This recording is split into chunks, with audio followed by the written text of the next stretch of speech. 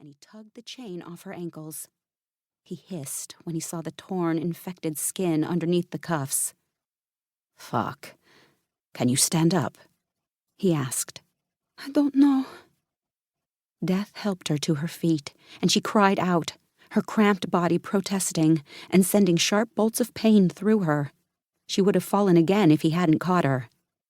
"Do you know what they have been injecting you with?" he asked, and Izabella shook her head, tears tracking down her face. "It's okay.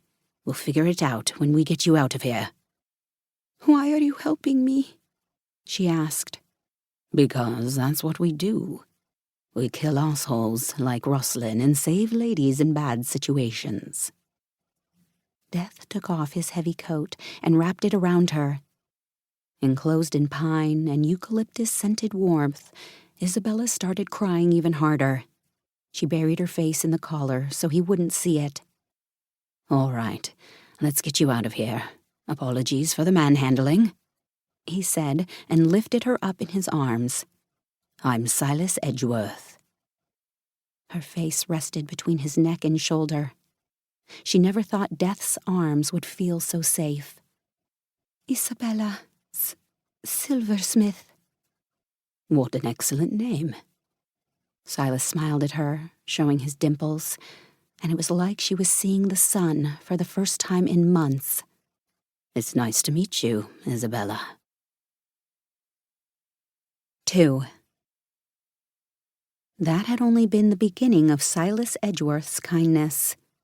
Iz couldn't remember how they got from Belarus to London.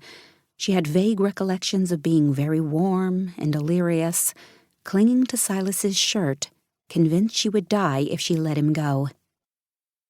Over the following weeks, Iz had come down hard off the drugs Ruslan had been dosing her with. Death had been with her every step of the way, feeding her, cleaning her up when she vomited, staying up with her and watching old movies when she had woken up screaming.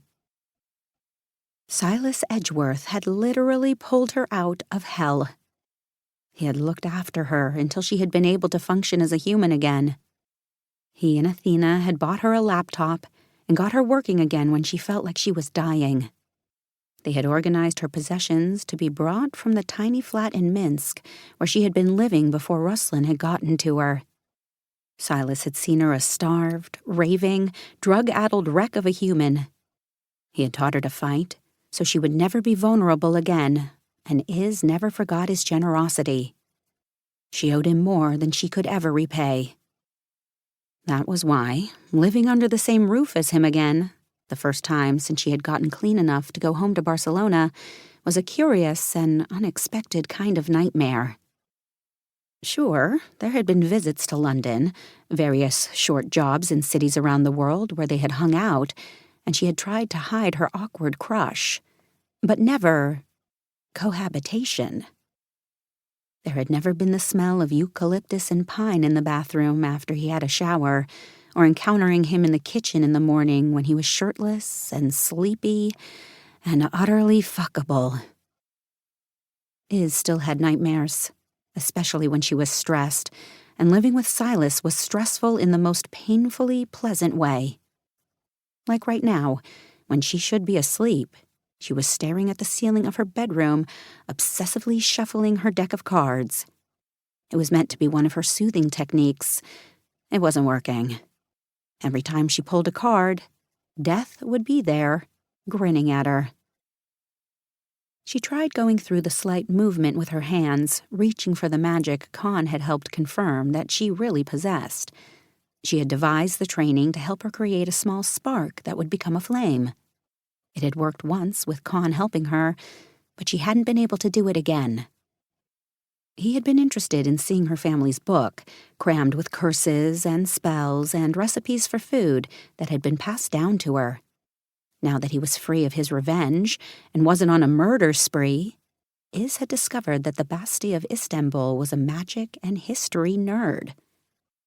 Giving in to the inevitable, Iz got out of bed, pulled on a tank and some sleep shorts, and crept out into the kitchen.